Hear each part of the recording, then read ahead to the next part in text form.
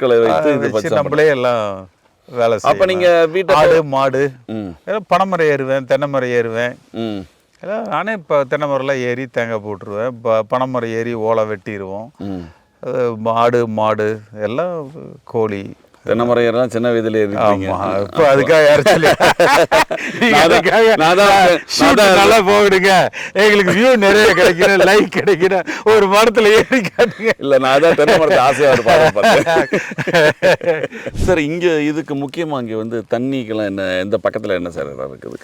நொய்யல் ஆறு பக்கத்துலயே இருக்கு. ம் நான் தான் புரட்சி தலைவர் எம்ஜிஆர்கிட்ட சொல்லி ஒரத்துப்பாளையம்ங்கிற ஒரு டேம் ஒன்று இருக்கும். ம் அது புரட்சி தலைவர் எம்ஜிஆர்கிட்ட நானே நேராக போய் சொல்லி சொன்ன உடனே அவர் 10 கோடி ரூபாய் சாங்ஷன். அது கூட என்கிட்ட கேட்டார், இது டேம் கட்டணும்னு கொண்டு போய் லெட்டர் கொடுத்தேன், பணத்துக்கு எங்கே போகிறது அப்படின்னாரு. பணத்துக்கு என்ன பண்ணுறதுனாரு, அதுக்கு தாங்க உங்கள்கிட்ட வந்திருக்கேன் அப்படின்னு. அப்போயே அவர் பிஏ பரமசிவத்திட்ட சொல்லி அது எஸ்டிமேட் என்னவோ அதை உடனே சாங்ஷன் பண்ண சொன்னார். 10 கோடி ரூபாய் கொடுத்தாங்க, கட்டணும். ஆனால் இன்றைய காலகட்டத்தில் அது பூரா அந்த சாய கழிவுகள் நிற்கிது. அதுவும் பார்த்தீங்கன்னா அந்த டேமில் அது இப்போ சமீபத்தில் பார்த்தீங்கன்னா இப்போ அந்த அறப்போர்னு சொல்லி விவசாயிகளது ஒரு அமைப்பு ஏற்படுத்தி இருக்கிறாங்க. நானும் அதில் பங்கெடுத்துக்கிட்டு இருக்கிறேன்.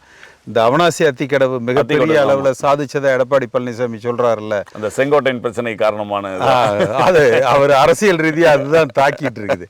அது பார்த்தீங்கன்னா அந்த தண்ணி எல்லாம் ஈங்கூர்னு இருக்கும். இது அடுத்த இது சென்னிமலை தாண்டினோடனே ஈங்கூர் இருக்கும். அங்கே இருக்கிற அது சிறுக்களிஞ்சி அந்த பகுதியிலெல்லாம் பார்த்தீங்கன்னா ஒரு 400 ஏக்கர் குளம் பூரா தண்ணி சாய கழிவுகள் அங்கே நிற்கிது. அதனால் பார்த்தீங்கன்னா கிட்டத்தட்ட ஒரு 25 கிலோமீட்டர் ரேடியஸுக்கு அந்த நிலத்தடி நீர் கம்ப்ளீட்டாக மாசுபட்டு விவசாயத்துக்கே அன்ஃபிட் குடிக்கிறதுக்கும் அது தகுதியற்றது அப்படின்னு கொடுத்துருக்கிற வரைக்கும் இப்போ ஒரு 1000 விவசாயிகள் அதில் சேர்ந்து நானும் அவர்களுக்கு ஆதரவாக சில பணிகளை செஞ்சிட்ருக்குறோம்.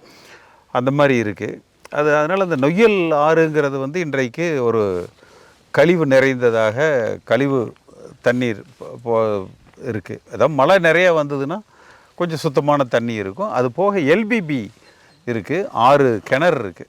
6 கிணறு இருக்குது, கிணத்துல தண்ணி நிறையா இருக்குது. மோட்டர் வச்சு எல்பிபி பாயுது. அது 2 போகம் எல்பிபியில் தண்ணி வரும்.